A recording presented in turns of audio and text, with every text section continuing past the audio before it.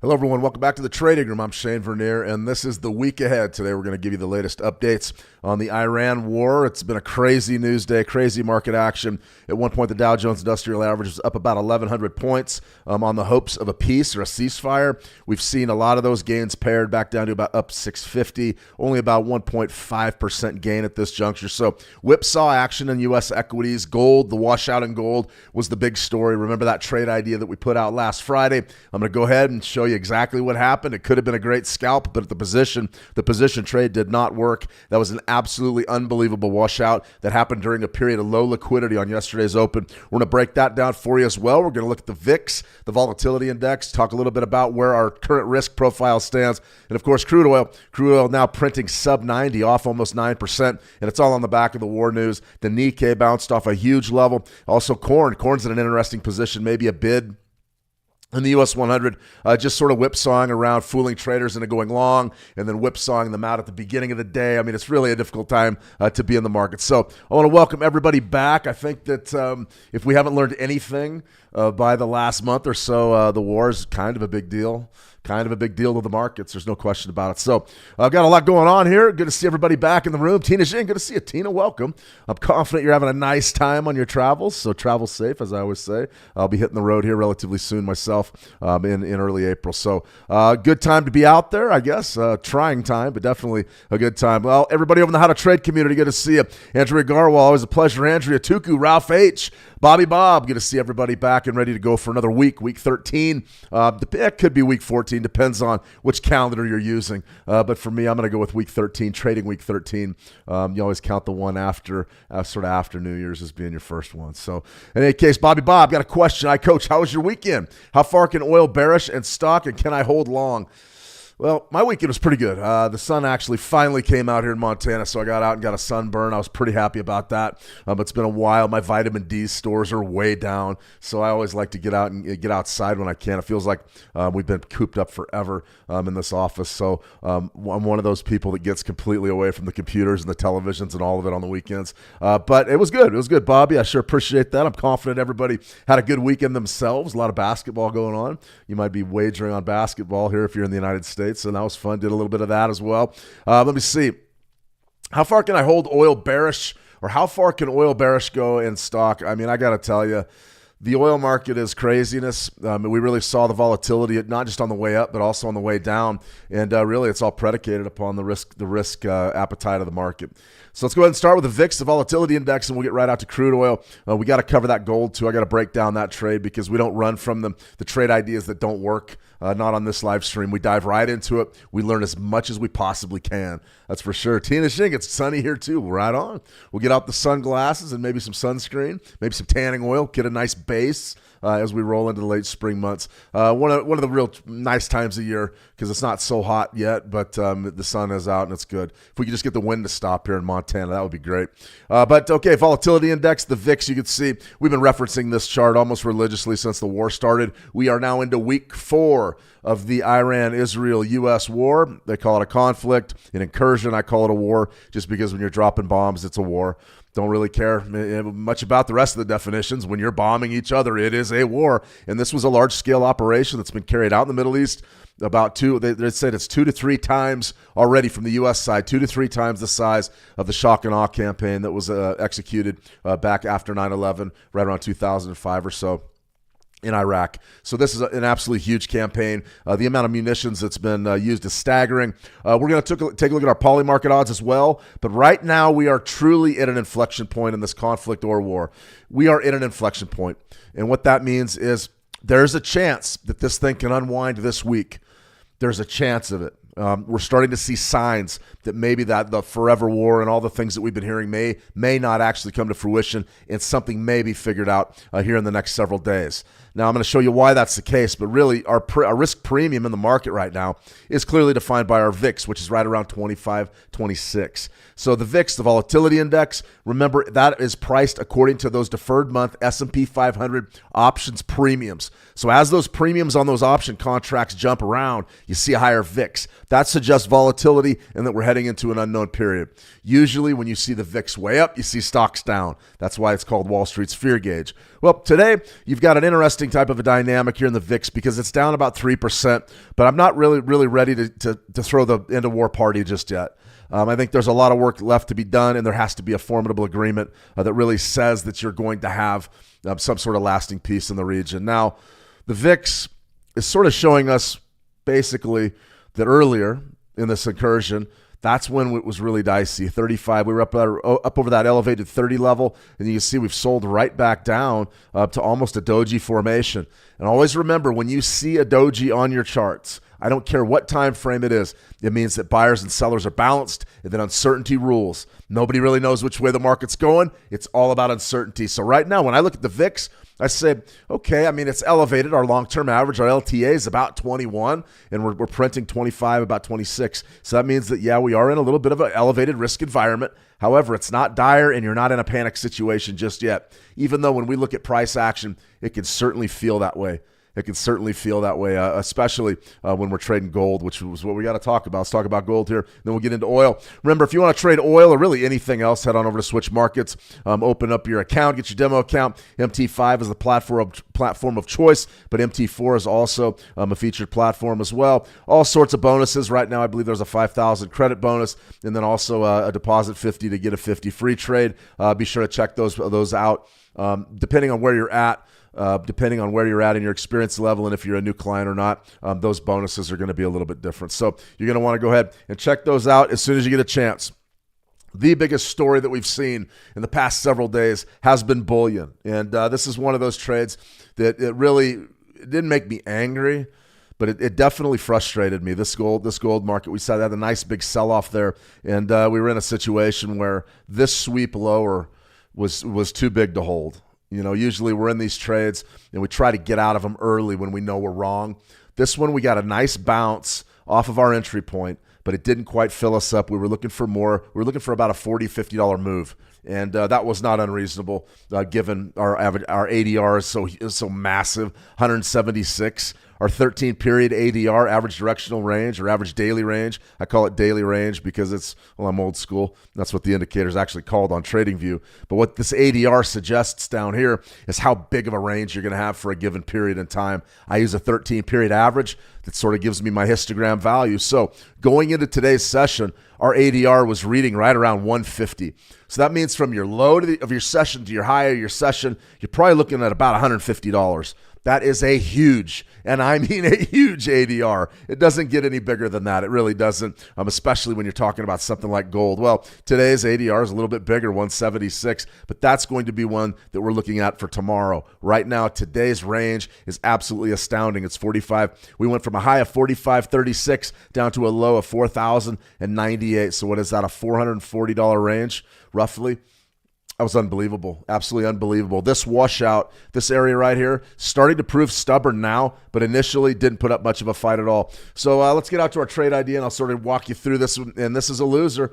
Depends on how you executed it, but this, for what I was looking to do, was an absolute loser. That is why I don't care how sure you are. And I talked this one up big on Friday. I was relatively certain that 38% was going to be money in the bank, and it was, but it just wasn't what we were looking for. So it's a losing trade. No matter how confident you are, no matter how strong a setup looks, 1 to 3% on any given trade. Risk management, even if you had to go 5 to 7%, you do it. But you stay structured with your risk. You don't get into this situation right here, get caught up in the bearish break and just start buying like a madman down in here, thinking that the market's going to bounce. Now, did it work? Yes. If you would have scaled into this move, yeah, you'd probably be way ahead money right now. But that's inherently risky because sooner or later the trend will not come back. So we're going to go ahead and break this down in real short time frames and look at how that price action unfolded. Let's see. Yeah, Jason Max, I'm good to see you, Jason. Welcome. Joshua. Hello, Joshua. You guys have any questions at all on markets you'd like to look at? Today's a great day to do that, although we do have a full market lineup. All right, let's get on to gold. So right now, gold's off about 2.7%. You can see we were looking at about that 44.35 level, which realistically was going to be our entry point right around this red level. So let's go ahead and just put 44.35 up on the chart here. And I'm going to go ahead and make it our entry and dial it in so we can see exactly what happened. But big picture, was this what we were looking for? No, not really. Right above our 38% retracement, which was, I guess I could show you exactly what the level was. This is a monthly. This is a big one. This really challenges your long-term uptrend. And you can see as of month, clearly there's a market driver out there that's dictating everything. Clearly that's the Iran war. So for whatever reason, a lot of traders are taking their ball and going home. They're selling metals. Right now they're selling crude oil. I believe crypto was in trouble earlier. Crypto's up a little bit, struggled a little bit over the last couple of weeks though. So it's really difficult to sort of put your finger on where the money's going. And that is a real challenge for traders. If you don't know why something's taking place, typically it means there's a ton of smart money behind it, and we're just not privy to the information. And in the Iran situation, there's no question about it. There is so much information out there, and a lot of it's just flat out wrong. A lot of it's lies, misinformation. So when you're dealing with the fog of war type situation, this type of chart is really what you get. You get the unknown. What are we doing? Well, we had bidders up here. At that juncture, we really believed we were going to new all-time highs. It didn't happen. Big sell-off. 16% sell-off. That's the largest sustained sell-off in gold in a very, very, very long time, probably ever. Maybe back there was an 11-point loss back in September of 2011. But this is no kidding. I mean, this is something that's really, truly historic for the gold market. So we pulled off right to that monthly 50%, which I guess would have been a better buy. But are we still trending? Well, we're right at that 38% level. We've come back to it within about $35, which is still a lot. But you can see as long as we're above 62%, technically, the uptrend is valid. So we're above 62. Okay, technically it's valid. We're also above the 13-period EMA, 13-month EMA. They're at 39.90. So interesting stuff developing right here. We're still very bullish, but not as bullish as we were. You have to be smart and say, man, this is an incredible wipeout. That candle right there forced a lot of retail traders out, probably broke a lot of accounts. But what else did a sell-off like that really do? It brought a lot of profit taking into the equation. Because if you're a gold buyer from maybe down not too long ago, back in 2024, maybe you bought down around 2,000, and you see the sort of the crescendo up there at 5,600, really difficult to start giving back huge chunks of equity when you say, well, where should we get out at? Well, looks like maybe the winds of change have blown into town. Maybe it's time to take the profits. And we saw a lot of that, a lot of profit taking. Now the market's sort of gathering its breath and getting ready potentially either to reestablish itself up and make the journey back to 5,000 or completely sell off in the coming months. As of right now, I do not know. But I do know that we're digging in right around 4,400. I'm tempted to maybe go long again, but let's go ahead and break down exactly what happened at our level. So take it down to a 30-minute chart. What do you got? Well, you sort of had a little bit of compression there on the 19th of March, and then we reopened the market, the 20th right there, and then what happened? The 22nd. We really got hit in a very, very, it's unfortunate. The timing was really unfortunate, but that's life. Right in here, sort of, I would say on yesterday's Tokyo Open, so right around the open of trade in Asia for the week, you can see what happened. So we had a nice sort of, there's your true electronic open, then we sold off, and then there's the Asia Open right there. We tested the level, and we only got a little bit of a bounce, and it just did not function well. This was one of those trades where I go, wow, there's so much selling. Why do you think there was so much selling right in there? It's anyone's guess, really. That was before the headlines that a deal potentially had been made. We're going to cover that in a minute. But this area right in here, it's not necessarily that there was a tremendous number of sellers. It's just that the market was very thin. It was very thin because essentially you were trading during an off hour. Yes, Tokyo brings some participation in the market, but to open the week, there just wasn't anything here to really balance the action. And you got one-sided, and that is a major sweep. In that first 30 minutes, you're down to about 43.19. It would have been really difficult to hold that trade through that type of action. So let's take this right down to maybe a 1-minute chart. Let me go ahead and spot this. Let's see exactly what happened when our level was hit. I always like to do this because it helps us learn. You learn from losing, and unfortunately, you don't want to lose too much, that's for sure. But what you've got to do is you've got to say, okay, I've got to learn exactly what happened, so if I made a mistake, we don't make it again. So what's happening here? It's a tremendous situation, tremendous volatility. This is a 1-minute chart, and your 1-minute range is going from 44.41 to 44.25. That's a $16 range on a 1-minute chart. That's astounding. In any case, right here was our entry point, so we did get hit right around 35 right there, and then you got an immediate bounce up to about 44, so that was good for $9, but we were looking for a little more. So the next leg down, we hit the 38% retracement exactly. Still, though, we were long from here, so you only got a maximum move right there at about 44.53, which was about $18. Now, that's a healthy move. That really is a healthy move. We were looking for a little bit more. We were looking for something right up in here. We wanted to see if we could get in potentially and grab a little bit of profit taking at a much larger level. I believe that's what we were shooting for.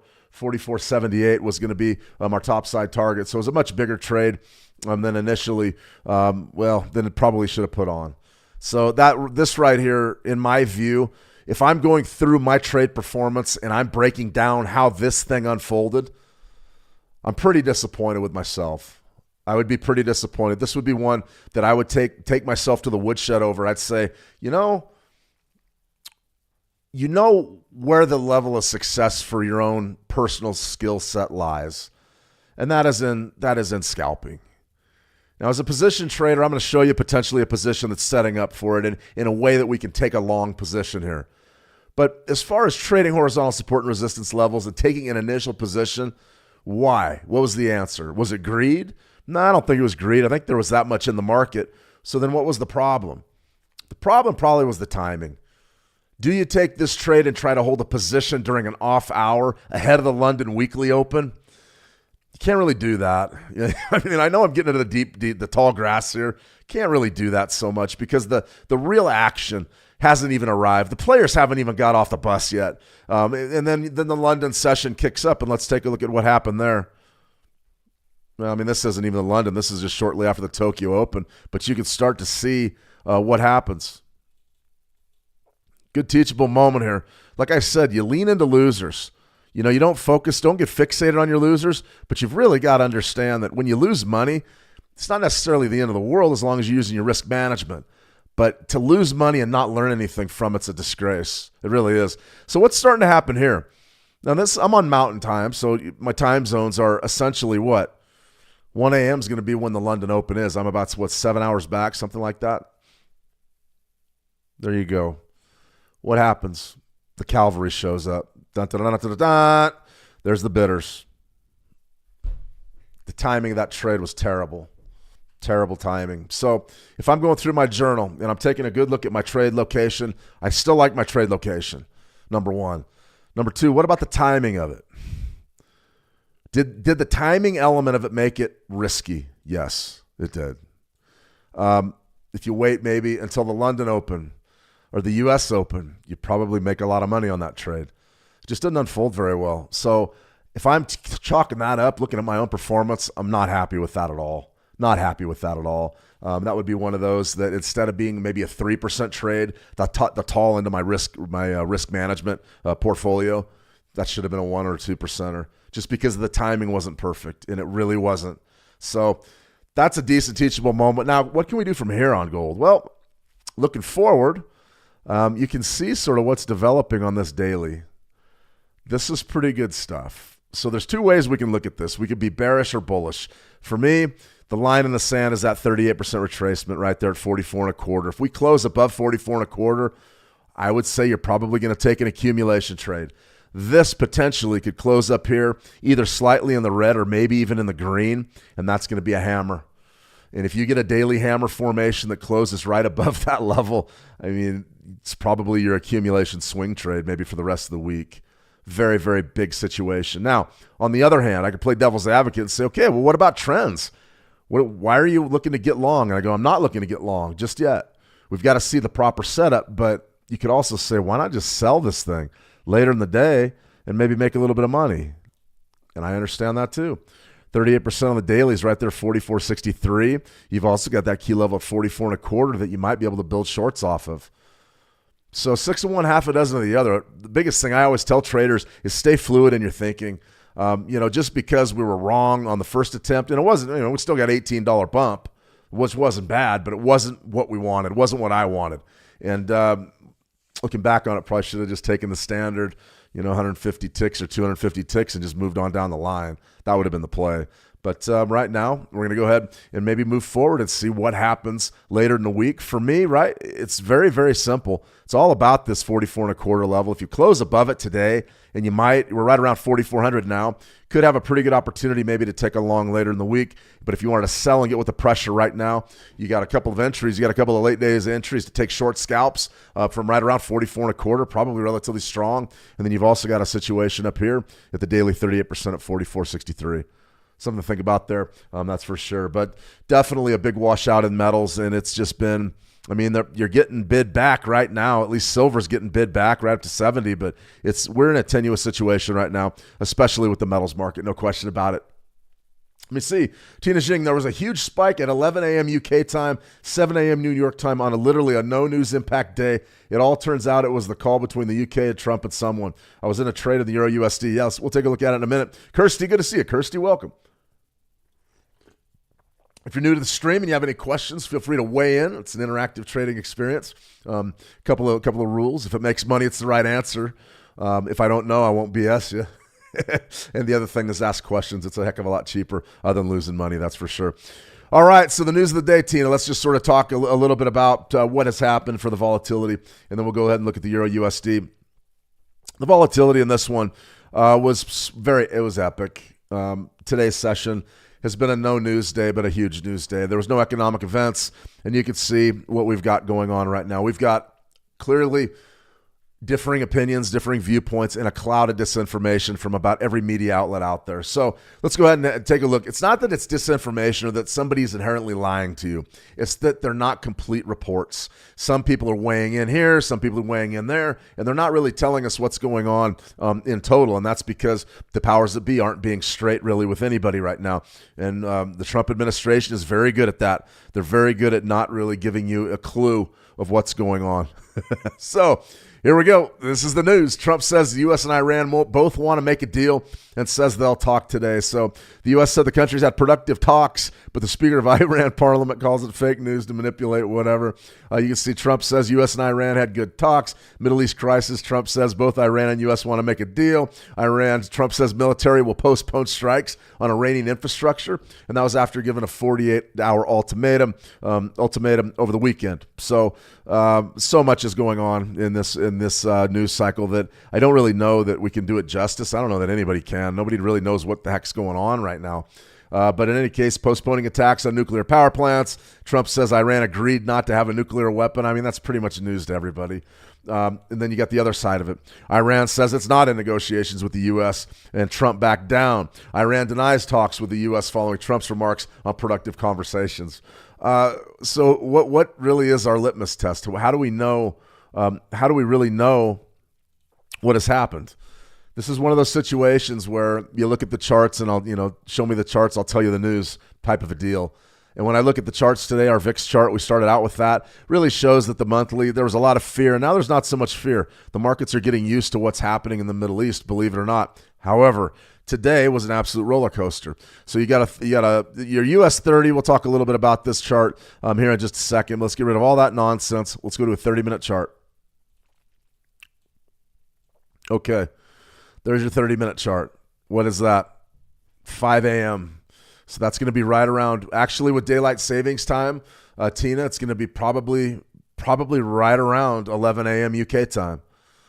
So there you have it. There's your big spike of action, and that was when all this news that there was negotiations and that the war may be over really took over, dominated the markets. What's happened since then? Nothing. Now the markets are starting to wise up and say, you know what? Maybe that's not the case. So this is a situation where, from a risk management standpoint, I know I'm stuttering a lot today, but I don't really know what to say about any of it.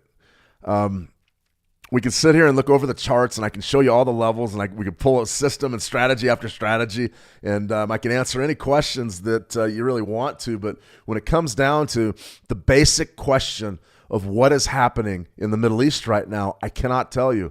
And I've talked to folks in Dubai. I've talked to folks in Israel. We watch the news. We watch all kinds of news, everything from podcasts and live streams to your formal the media outlets. You read the stuff out of the White House. You look at foreign news intelligence agencies, and you're going, somewhere the truth is there, but I don't know that anybody knows all of it, aside from the folks that are inside of the government on each side.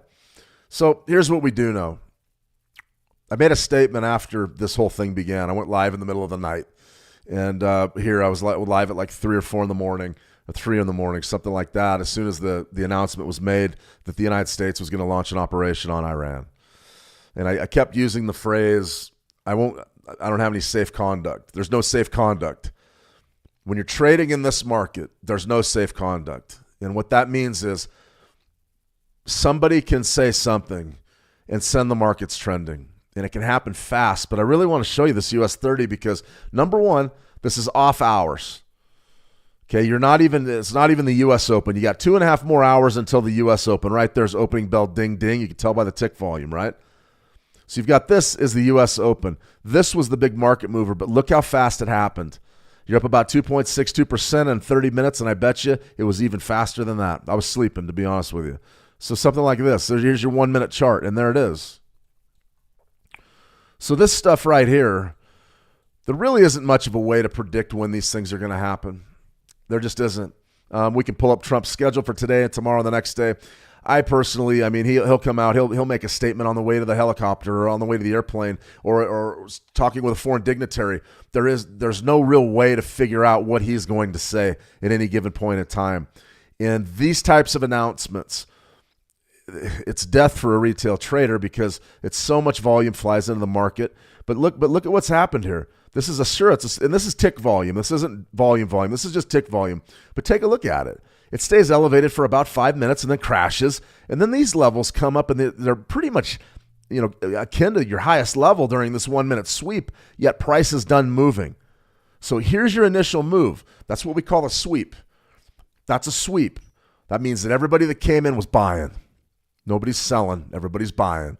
And when you get a rush and they're a big block order or a sweep, that means the market is going to move. And it's going to move quickly, and it's not going to let you out. That type of thing is, it just is, it's destruction. Now look at what's happening on this 1 minute. Sort of ricocheting around. Now maybe we're going back up. Maybe Trump says something later in the day and sends the markets out on a high.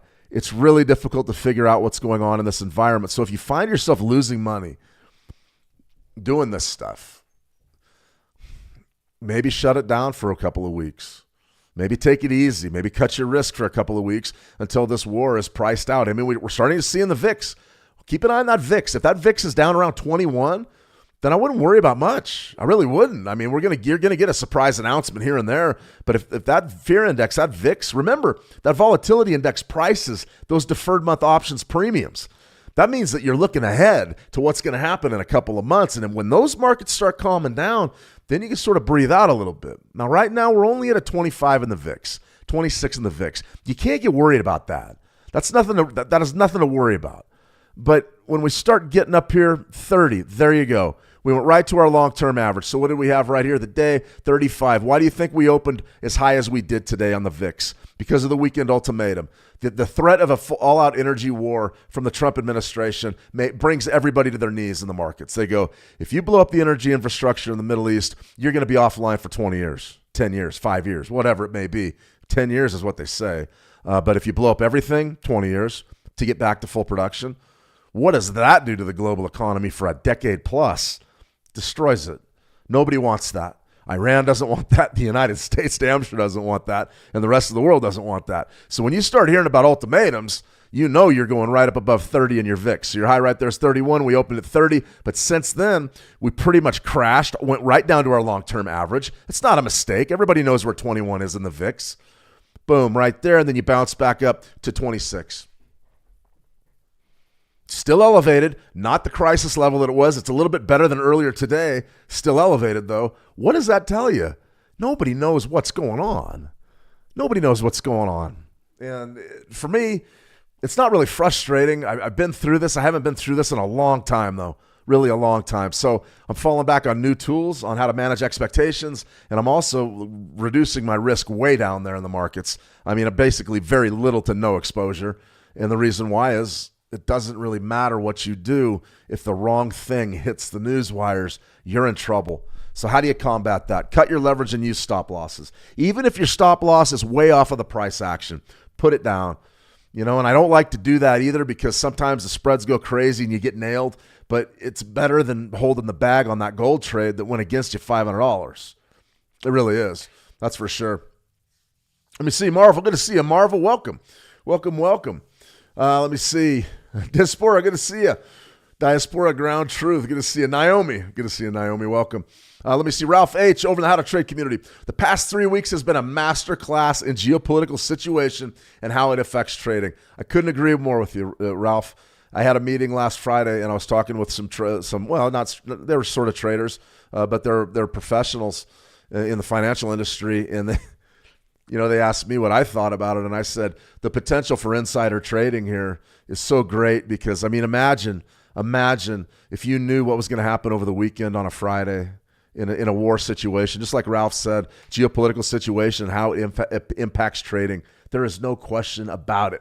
There's no question about it. All right, this is a serious live. We're all right. We're doing pretty well. I feel pretty good about it, but the gold market action should have got your attention. This news cycle, it's challenging at best. Okay, so one of the new tools that I've been using for the past several years is this Poly Market, and there's several of these, but these event prediction platforms. I'm not shilling for Poly Market. I'm not telling you to open an account. If you do so, you do so at your own risk. That's your business. I don't have an account with Poly Market. I don't trade with them. But what I will say is I look at these odds because they were incredibly accurate in the last several elections, and they have been able to predict things sort of like it's not necessarily groupthink, but it's definitely sourcing sentiment directly from people that back their opinions with money. And that is really what I'm interested in. I'm not really interested in somebody that's sitting around telling me who's going to win the game and why, but they don't have any money on it. I want to hear the people that say, okay, I think that this is going to happen and we're going to put some cash on it, because you're backing your opinion with money. And I think that's very important, because money is time, and it's a product of your efforts. It's something that we don't want to part with. So to me, a market like this is much more accurate than any kind of polling data you're ever going to get, because these folks, a lot of them know something, and that's all I'm going to say. Okay, so there's a couple of markets that we've been looking at. Iran ceasefire, June 30th. We're talking ceasefire right now with this deal, right? So you got about a 20% chance that happens this month, 18%. By April 15th, it's about a 50%, April 30th. So all of a sudden, we're starting to see maybe an end in sight to this thing. We're far from it, but still, there's an end in sight. Will the Iranian regime fall by March 31st? Nobody's believing that. Is Karg Island no longer under Iranian control by when? April 30th. This goes back to our boots on the ground invasion narrative we talked about Friday. We thought it was coming last weekend. Didn't happen. U.S. forces enter Iran by, this one's the one that I'm watching really closely. I think this represents the biggest escalation ladder. As far as the escalation ladder goes, you start lobbing missiles, and then now you're talking ground invasion. This will be the biggest escalation really left on the board, aside from maybe something we're not seeing as far as munitions on the Iranian side. Terror acts of terror, things like that. U.S. forces enter Iran by March 31st. That's way down. 14. April, 48%. December, still about 60%. Still about 60%. So we're on the fence right now. As you can see by these odds, we are on the fence. We think, well, maybe they're going in on the ground. Yeah, they're still going to be in there by the end of this year. How about some of these targets? Karg Island. We talked a little bit about Karg Island on Friday. This is Iran's oil depot. This is where they refine. This is where they load the boats. They do all of it right there on Karg Island. So the United States was talking about potentially taking over Karg Island with ground forces. And you can see right here, only about a 25% chance of that. So maybe that's not a target. So what's the big dog? It's the Strait of Hormuz. That's it. Over the weekend, Strait of Hormuz traffic returns to normal by the end of April. This is what's determining everything in our markets right now. This is directly correlated to WTI crude oil and Brent crude. This is it. This is it right here. So you're talking about the Strait of Hormuz traffic returns to normal by the end of April. Only about a 35% chance. Down 15%. Interesting. Look at this. At one time, on the 10th of March, about a week, 8 days, they believed there was about an 80% chance. And now we've just gone down and down and down and down. Things are looking up. Things are looking up a little bit, maybe a peace deal, and you're right back down to where we were. There's so much out there with regards to information that is so difficult to figure out right now. It really is. We're going to go ahead and look at the oil markets next. Actually, let me start with U.S. oil. We'll look at both U.S. and U.K. oil, and these are the CFD products that are for Brent and WTI crude. And then we'll maybe do a little time price offering trade, see if there's a late day TPO trade on oil futures. We might be able to get it. That's for sure. Let me see. Tina, yeah, definitely the learning environment we don't get every day. Yeah, that's absolutely right. I mean, this is, if you're a new trader, welcome. Number one, welcome. Great to see you. But you picked a heck of a time to get in, because these are things, when we looked at that big gold washout earlier, these are things that end accounts. They build careers and they end careers. And that's the market. I mean, it really, if you're on the right side of that gold short today, you could have walked away with $250,000. Normal people did it, but if you're on the wrong side of it, That's when it really hurts. So let's go ahead and talk a little bit about WTI crude. Linda, good to see you. Linda, welcome. Look at the NASDAQ, the NQ. Absolutely. I'll look at the NQ here in just a second. Rollover, though, if you are trading NASDAQ futures, remember those quarterlies rolled over. So you need to be looking at, I believe, what is it, the June? I guess you'd be looking at June NQ. We'll look at it in a second. All right, WTI crude oil. This is the U.S. oil CFD. We talked a lot about 100 being key. For the last 3 weeks, the fight has been in 100, and now we've broken south. So there's a lot of optimism in that crude oil market that, yeah, the Strait of Hormuz is going to open. So that's absolutely huge. If we get good rotation, though, back up off of this 50% level, 87 and a quarter, potentially we might rotate back up to 100. It can happen fast. It really can happen fast. So watch yourself if you're in there on the WTI markets. Andrea Garwal made a great point earlier today. She was looking at 62%. That's potentially a bid for me as well. I wouldn't hesitate at all. This long-term weekly chart, this is a good area right there, about $80, 79.75, 79.67. Pretty good downside support there. As far as your EMA, 13-week EMA is down there at 76. That would be a beautiful to get a shot at that. And then also, don't forget our gap area. A lot of folks, it seems like a lifetime ago I was telling you about that gap. Don't forget about that gap right around 68.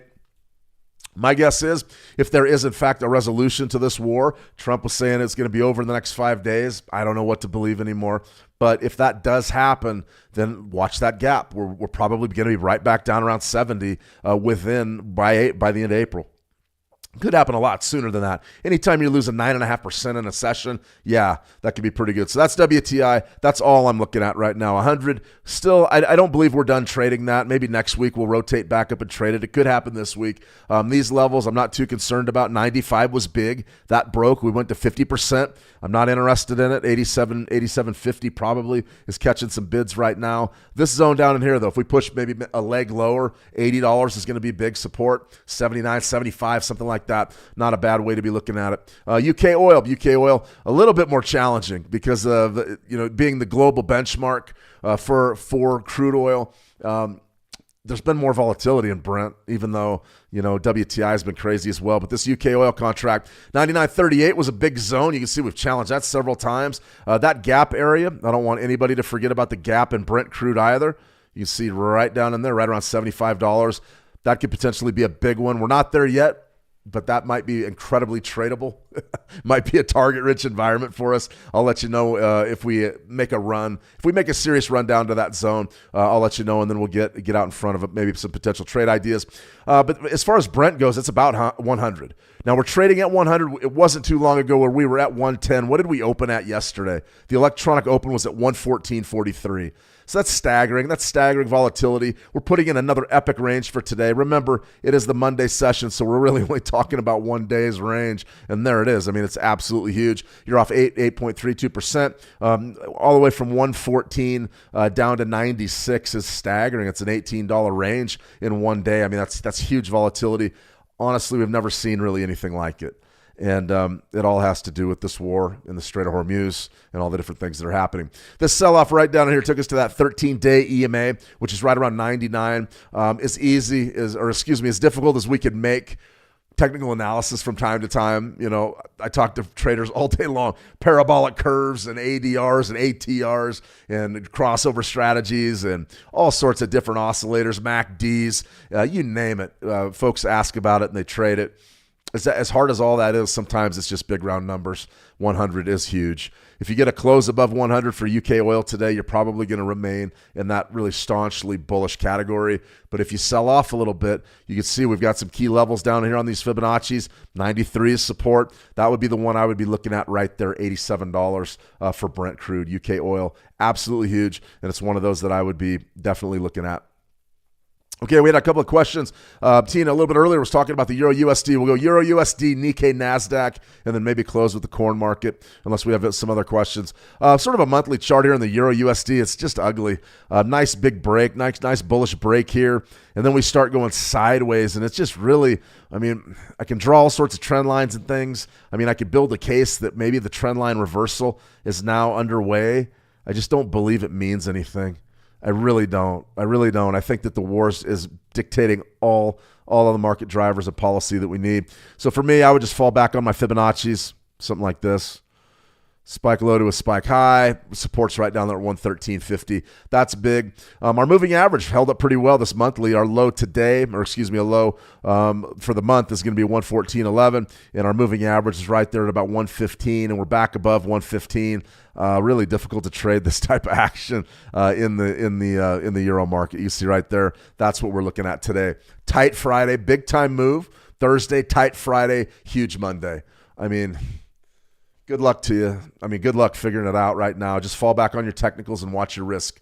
That's what I would say. That would be the only advice that I would give out.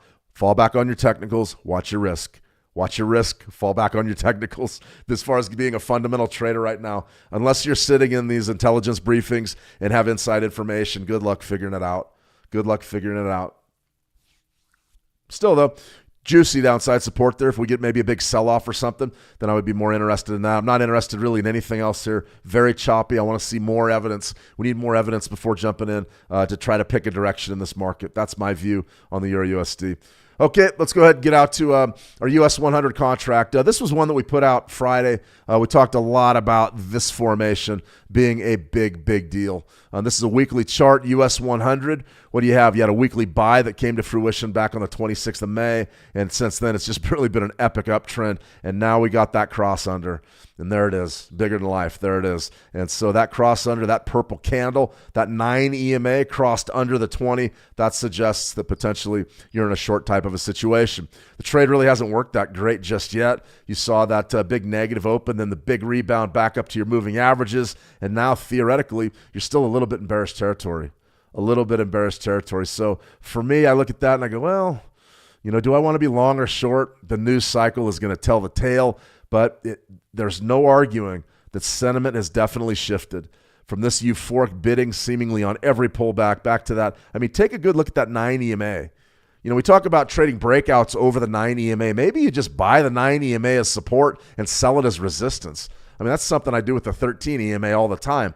Look at that. I mean, that is just every pullback to the 9 EMA. Boom, boom, boom, boom, boom, boom. Then you got to sell off a wash out there.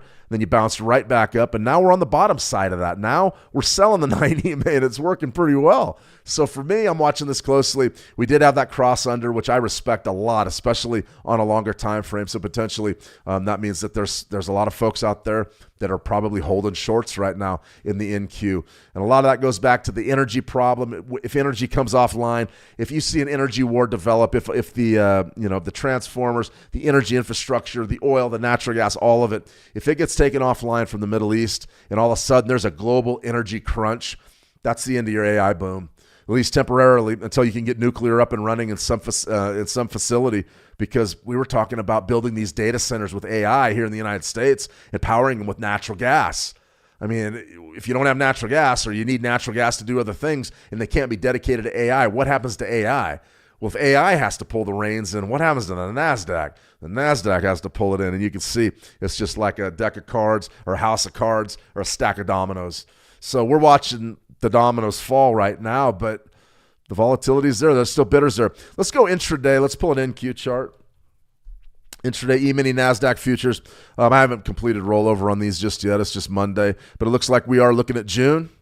Okay, so June, so 559,000 contracts today. Pretty good volume. Not bad at all. As far as what could you really do right now with regards to trading, I still am respecting the downside of this market, but it is an up day, but the pressure is definitely down. So let's go ahead and get intraday and take a look at maybe our time price offering chart and see if we can do a little bit of business. So right here, what do we have? We have that huge epic announcement that drove all of the markets crazy. If you knew ahead of time that was going to be announced, you could have made a stack of money. That's why I think after all this is over, there's going to be the courtrooms full of people that are getting charged with insider trading. I don't see any way around it. But big rally. So right now, it's almost like a news day. It's almost like a CPI or an NFP day. Now we're trading sideways inside of that range. So for me, I'm always going to be sort of doing things like this when I see a big range established ahead of the U.S. session. There's your sweep higher. Since then, we've just sort of trickled around. What are we about? Probably 50% of that range, that bar's range, somewhere in there. Guarantee it. Yeah, right at 50%. That tells us that we don't know what to do. The market has not pushed higher. They don't really believe this initial bidding. It's pulled back down into that range, and we're waiting for the next news item. So if you're trading the NASDAQ intraday, number one, have your news on. Be watching the news. Number two, how could you approach this potentially as a scalper, late day scalper? You've got about, 2 hours and 15 minutes left in the U.S. session. What could you do as an intraday scalper? You could maybe look to scalp right up ahead of that high, that crazy bar high, maybe take a short right in there and look to get in and out. The NASDAQ is such a challenging market because it is so fast and these ranges are so big. Probably be looking for like 15, 20 ticks on that, more than likely on the futures contract. As far as the downside, where would you want to buy? You probably want to buy right down in there. Now, I don't recommend taking much of a risk at those levels. If you do get caught in a breakout, a big bullish breakout above this range, then you're in big trouble. Is today the day to be playing an orb strategy, an opening range breakout? Not a chance. You can see right here just how, if you're looking at your orb, 30-minute 2-bar orb, you're holding shorts, but because of this move, you can't be playing a breakout there, in my opinion. That's just my view, but, maybe you see it differently. Interesting chart. I don't think I would be in there trading it, doing anything with it, really. Play the extremes of that range. Those will probably treat you pretty well, but other than that, scary stuff. That's for sure. Hope that helps, Linda. Let me see. Marvel, my master. No, I'm nobody's master. Well, my master, I guess. I'm this cup of coffee's master. A good teacher to me. The few days I have been on his live section, I've learned a lot and saw more reasons to improve as a full-time trader. Well, you're welcome, Marvel. You're too kind, though. You're too kind. Remember, your success in this market's always going to come from you. It will never come from me. It will always come from you. You will be the one taking the trades. You will be the one doing the analysis. You'll be the one asking the questions. And you'll be the one that brings the desire, the dedication, and the discipline every single session to make this career, make this venture a go. And just because 95% of the people in this world supposedly wash out as traders doesn't mean you have to. I don't believe that number for a minute. We've had a lot of traders that have gone through these programs, that have joined the live streams, that have asked questions over in the How to Trade community, that send me private messages and ask questions, that are still in the game. Some are doing well. So it can be done, but it's all going to be you. It's all on you. Absolutely, Linda. You're 100% welcome. Let me see. Atham, hi, guys. How's everybody? New name. Welcome to the room. I'm doing very well. Sounds like we got a positive room. Everybody's exclamation points, and somebody's happy. That's good. It's good. It's Monday. We're going to have a big week. Good week. Let me see. Naomi, facts. We do the best we can to be fact-based here. Be fact-based as always. You can't go wrong there. All right, I got a couple of currencies that we're going to look at the Nikkei very quickly, and then I'm going to close with the U.S. dollar, Japanese yen, and the Australian dollar, New Zealand dollar, and I think that we'll be up and running maybe with some trade ideas. We'll see. No trade idea today, though. You're going to get the newsletter. Remember the Switch Markets newsletter.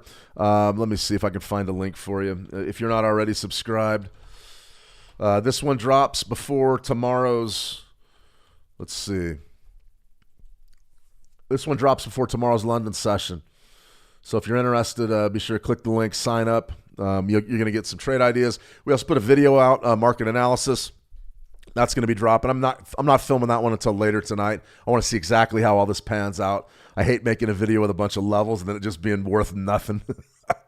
If it's worth absolutely nothing by the time I'm done filming it, because there's so much volatility, that makes me angry. I don't like that. So I won't film that one until a lot later tonight, until we see at least a daily close and maybe see the open and see how things are going.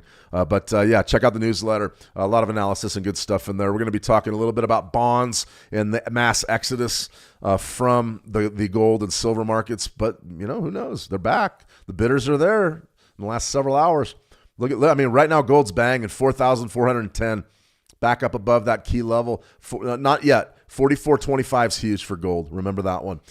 Okay, let's go ahead and knock these markets out, and then we'll get going here. U.S. dollar, Japanese yen. Yeah, let's hop to it.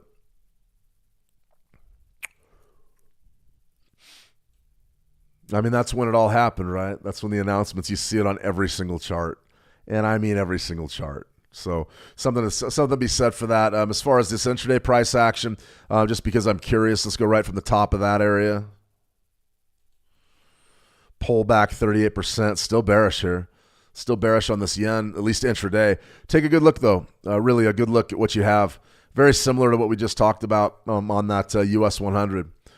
Well, not that chart. I got the wrong chart there. In any case, we sort of outlined where this range of this news was. And look at what's happened down here in this dollar yen. The bidders have defended it 1, 2, 3 times. So the bottom of this thing, right around 158 and a quarter, there's going to be bidders there. So if you are holding shorts, that's going to be a big impediment that you're going to need to take out, at least as you roll into the daily Forex close. All right, enough of this intraday stuff. Let's take a look at the macro picture and see if we can find a level or somewhere to hang our hat going into the Tuesday session.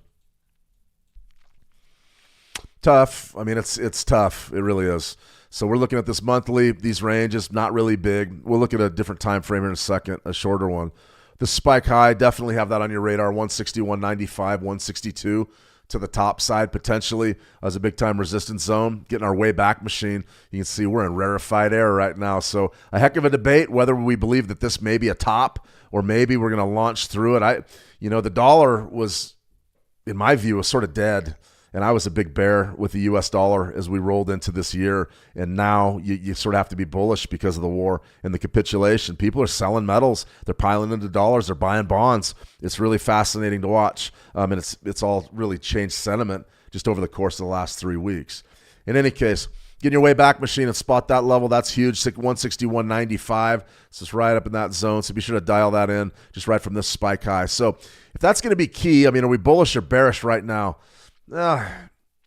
Neither. For me, neither. The long-term uptrend is definitely intact, but we're talking about going back several years where we've just sort of milled around this zone, 140 to 160. We haven't made another big leg up. So, I'd probably be playing rotation, maybe looking to take some shorts right up from that key zone. I think that could be pretty good. But for right this minute, what could we do?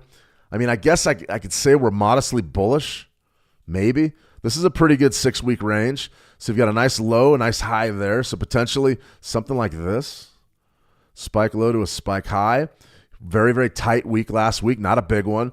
And then right there, 157-ish, potentially about 150 pips down. You would really like to maybe get this one next week when that 13-week EMA comes right up into here.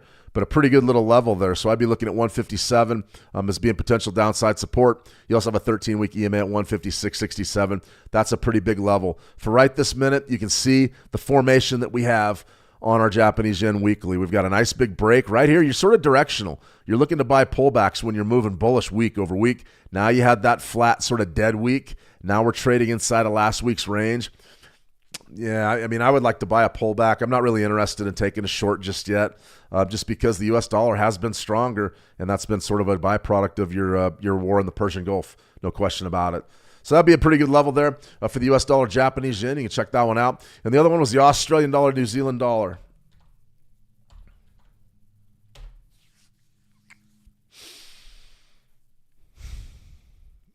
$122.50 up there. We were watching that at one point, right? I don't think we have to worry about that. So what you have here is just a big correction. Bottom lines, you got a correction going.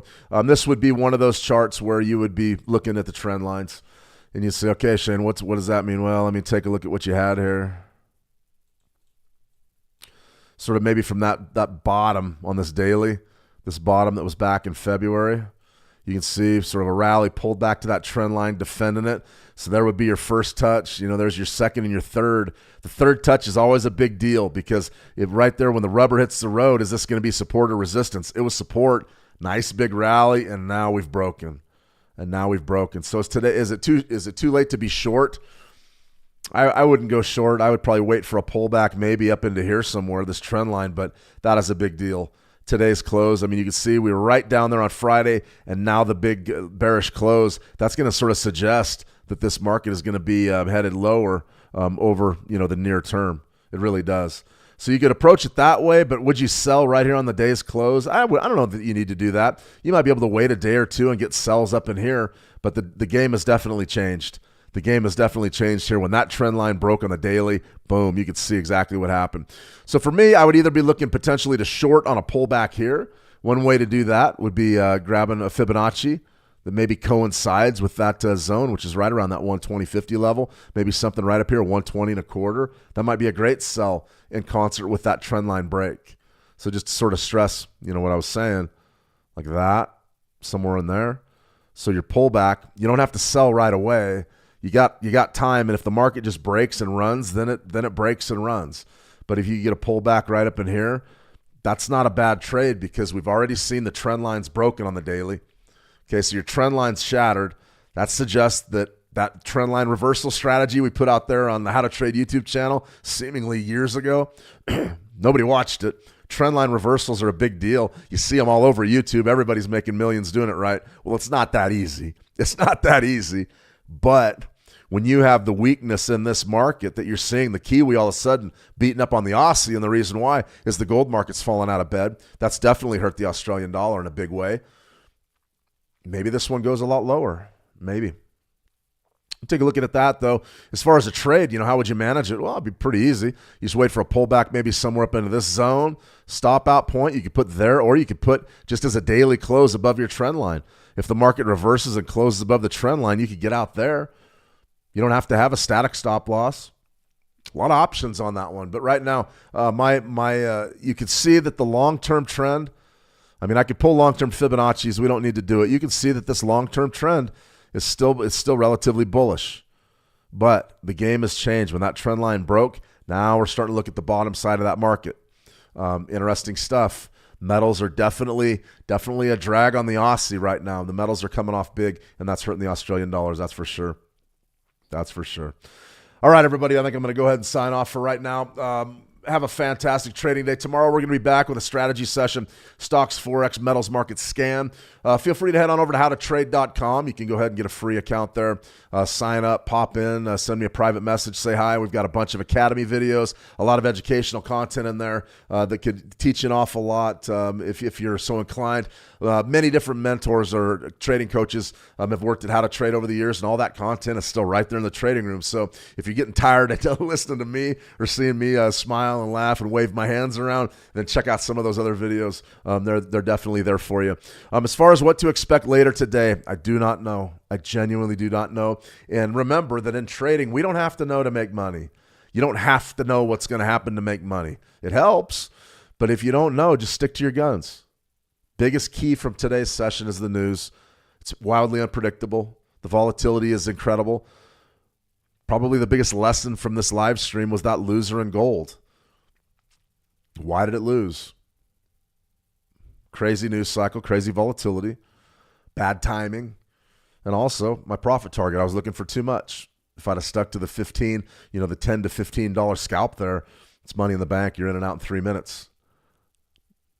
Food for thought. We'll see what happens. Also, keep an eye on that gold market. It is rallying. Right now, we're at 44.28, 44.26 on the spot, 44.28 on the futures market. It looks like that hammer formation.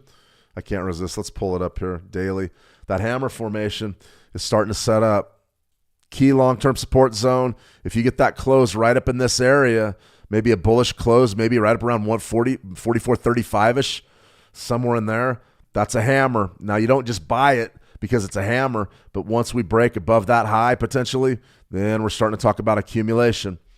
Fascinating stuff that's going on right now in the metals market, no question. All right, everybody, I'm going to go ahead and sign off. Let me see. 512 Eli, peace or no peace? Well, we've all got our fingers crossed. We're looking for peace. They say it's going to be done this week. I don't know. Markets don't know either. But right now, bullish sentiment, a lot of optimism out there. We'll wait and see exactly what happens in our news cycle. Absolutely, Naomi, you're welcome. You have a great day, too. You guys have a fantastic trading session. And as always, trade the action well, and we'll talk soon. See ya.